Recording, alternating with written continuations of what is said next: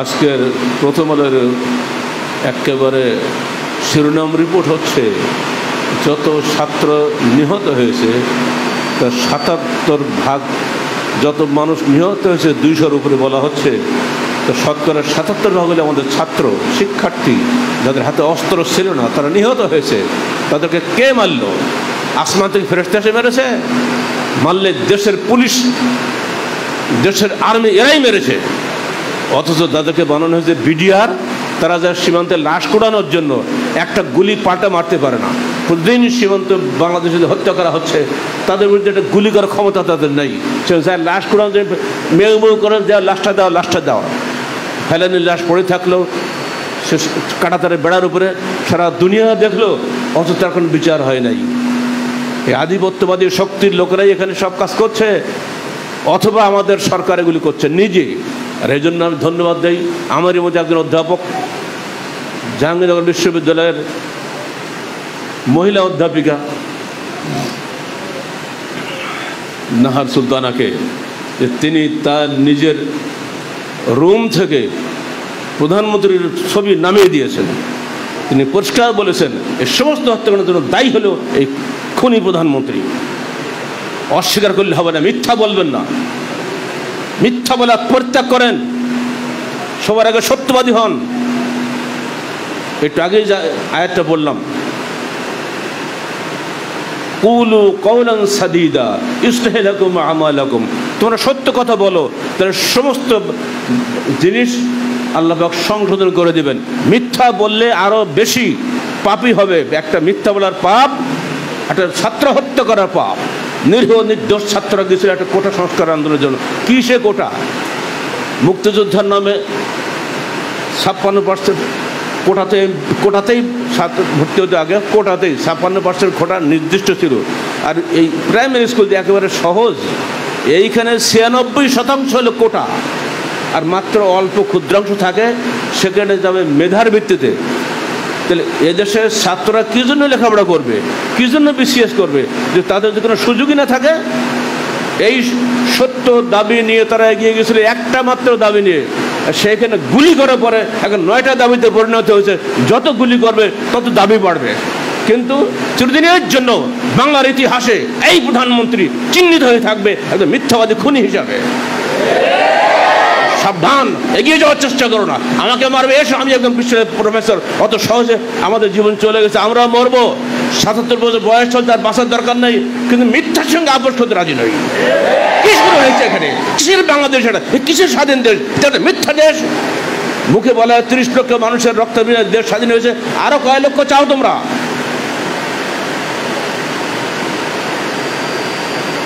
Internet বন্ধ করে মনে করছে কেউ দুনিয়া জানতে পারবে না? দুনিয়া সবই দেখছে বাংলাদেশ একটা হত্যাকারী দেশ, বাংলাদেশ একটা সবচেয়ে বাজে দেশ। যে দেশ একদিন সম্মানের স্থানে ছিল, আমাদের 1 কোটির মতন ছেলেরা বিদেশে চাকরি বাকরি করে পেটের দায়ে সংসার চালায়, ওইখানে চাকরি রেমিটেন্স পাঠায়। বিগত 10 দিনে সবচেয়ে কম রেমিটেন্স এসেছে এই মাসে, জুলাই মাসে, মাত্র $138 কোটি। তাদের বাচ্চা কাচ্চা না খেয়ে মরতেছে। আজকে যে মায়ের বুক খালি হয়েছে, যে বাপের বুক খালি হয়েছে, সে জানে মৃত্যুর ব্যথা কি। উনি নাটক করছেন, আমিও স্বজন হারার ব্যথা বুঝি, আমি সবাইকে হারিয়েছি। জি না, তুমি কিছুই হারাও নেই। 75 সালে আগস্টে হারিয়েছ, এখনো কান্নাকাটি। 3 দিনে বেশি শোক করা নিষিদ্ধ, এখনো কোনো শোকের মাস? কিসের শোকের মাস? শোকের মাস সম্পূর্ণ বেদাতি অনুষ্ঠান। শোক চলে 3 দিন, তারপরে না। আর এখন যারা বলছে এদের জন্য তুমি শোক করো, যদি লজ্জা শরম থাকে পুরনো শোক বাদ দাও। দুনিয়া ধ্বংস হয়ে যাচ্ছে, এরপরও বলা হচ্ছে আমরা কিছুই না, সব সন্ত্রাসীরা মেরেছে। কে সে সন্ত্রাসী? চিহ্নিত করো তাদেরকে। সেই সন্ত্রাসীদের মধ্যে এখনো কথা আছে যে হিন্দি ভাষাও নাকি শোনা যাচ্ছে। হিন্দি ভাষায় কি বাংলাদেশের লোক কথা বলে? কারা সেই হিন্দিওয়ালারা? যদি বিচার বসে, বিচার তো হবেই, আজ হোক কাল হোক, জীবদ্দশা হবে বা মৃত্যুর পরে হবে, বিচার হতেই হবেই। বিশ্ব বসে নাই, সারা দুনিয়ার চোখ এখন বাংলাদেশের দিকে। তুমি হয়তো মনে করেছো ইউটিউব বন্ধ করে দেবো, আর এসে আবল তো কিছু নাম তোমার বলে ইন্টারনেট বন্ধ করে দেবো। দুনিয়ার বহু ইন্টারনেট আছে, তারা সবই দেখতে পাচ্ছে। অত আর মিথ্যা নয়, সত্যের কাছে মাথা নত করো। হাসপাতালে গিয়ে মিথ্যামূর্তি রুগী দেখার জন্য ঢং করতে যেও না, চেষ্টা করো ওই আবু সাহেবকে ফিরিয়ে দিতে পারবে, আবু সাহেবের রক্ত বিধা দিতে পারবে। পুলিশ রিপোর্ট দিয়েছে সন্ত্রাসী গুলি করে মেরেছে, তার জন্য একটা ছেলেকে আটকে রাখছে, 12 দিন পরে আজকে ছেড়েছে। কেন? কোন ছেলে গুলি করেছে? পরিষ্কার দেখা যায় পুলিশ গুলি করেছে, দাঁড়িয়ে পুলিশ, দিক ওই পুলিশের, দিক ওই পুলিশের, দিক ওই পুলিশের, ওকে আগে হত্যা করো।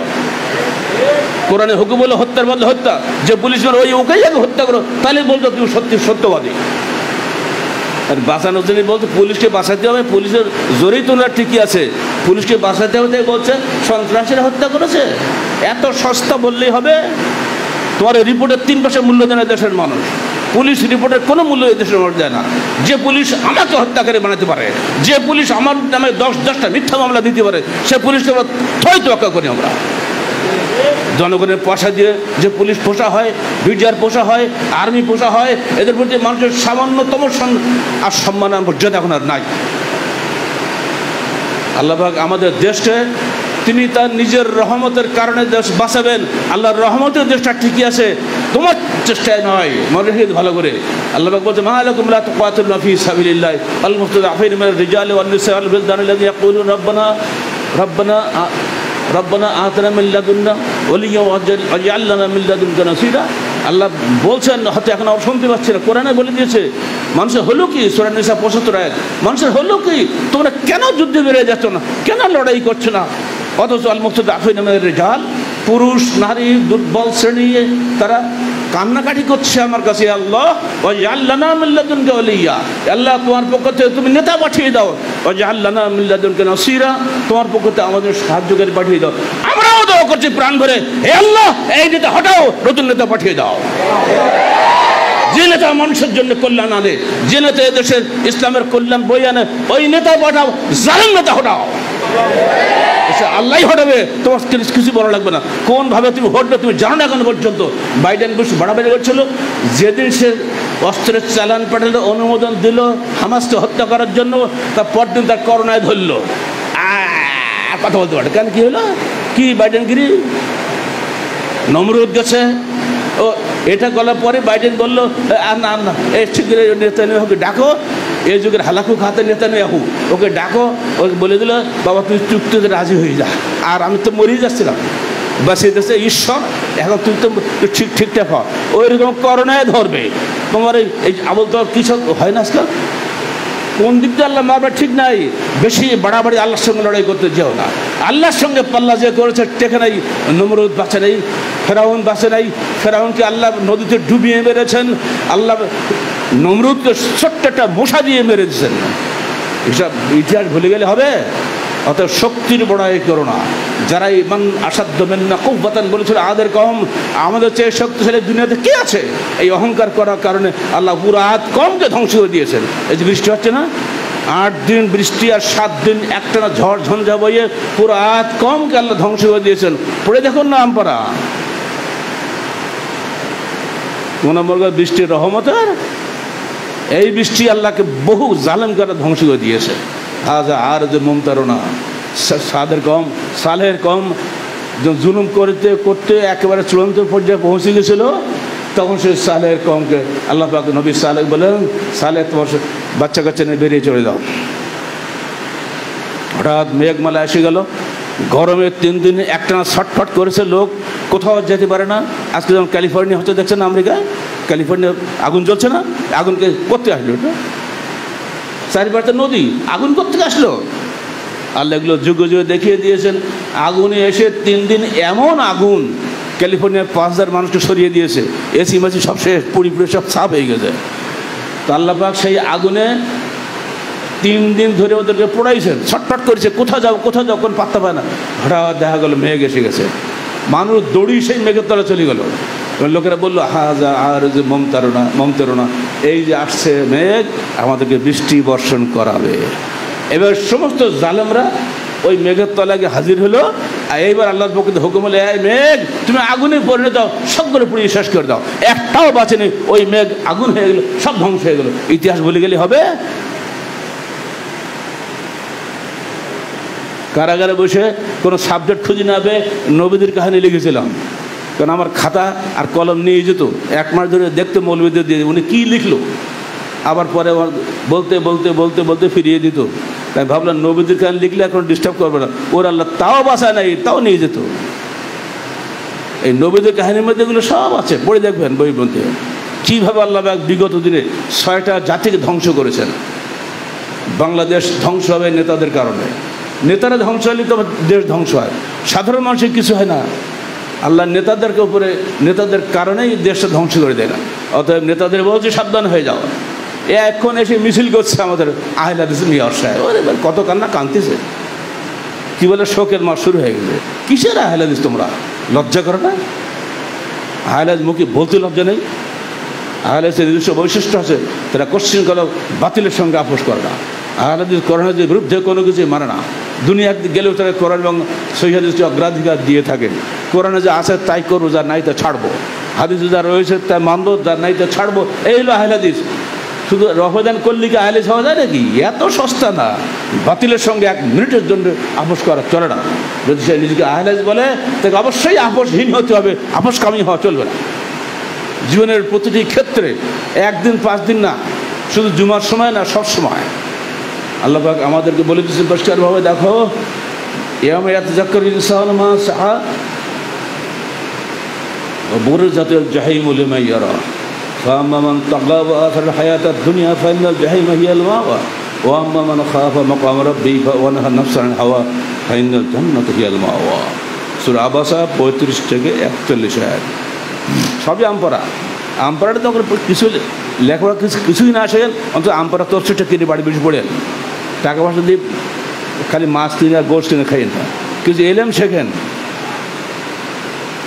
আল্লাহ বলছেন যেদিন মানুষ তার কর্মফল নিয়ে চিন্তা করবে যে তার এতদিন করলামটা কি, সারা জীবন তো ব্যবসা বাণিজ্য কত কী করলামটা কি, চিন্তা করবে নিজে নিজে। কবে এটা? কিয়ামতের দিন। তার আগে তো সময়ই পাবে না। বুরিজাতিল জাহিমু লিমান ইয়ারা, এবং জাহান্নামকে সামনে দেখানো, বই দেখো তোমাকে ওখানে পড়তে হবে, জাহান্নাম সামনে একেবারে। ফাআম্মা মান তাগা, দুনিয়াতে যে ব্যক্তি সীমালঙ্ঘন করেছিল, ওয়া আসারাল হায়াতাদ দুনিয়া, এবং দুনিয়াবী জীবনকে অগ্রাধিকার দিয়েছিল, ফাইনাল জাহিমা হিয়াল মাওয়া, ওই যে জাহান্নাম, ওটা তোমার ঠিকানা। একদম চাক্ষুষ দেখানো হয়। আল্লাহ পাক বাণীচিত্র অঙ্কন করে বান্দাকে আগেই শুনিয়ে দিয়েছেন, সাবধান বান্দা, বাড়াবাড়ি করো না, সীমালঙ্ঘন করো না। দুনিয়া তোমার জন্য বেশি দিনের জন্য নয়, কয়দিন পরেই তোমার চোখ বন্ধ হয়ে যাবে, সব শেষ হয়ে যাবে। অতএব সাবধান। ওই যে ওই দেখা যাচ্ছে জাহিম, জাহান্নাম। ওয়া আম্মা মান খাফা মাকাম রাব্বিহি ওয়া নাহা নাফসা আনিল হাওয়া, বিপরীত হলো যারা আল্লাহর দণ্ডমান হওয়ার প্রতি মুহূর্তে ভয় করে যে আমি যা করছি আল্লাহ এখানে আছে, এই যে কথা বলছে আল্লাহ শুনছেন।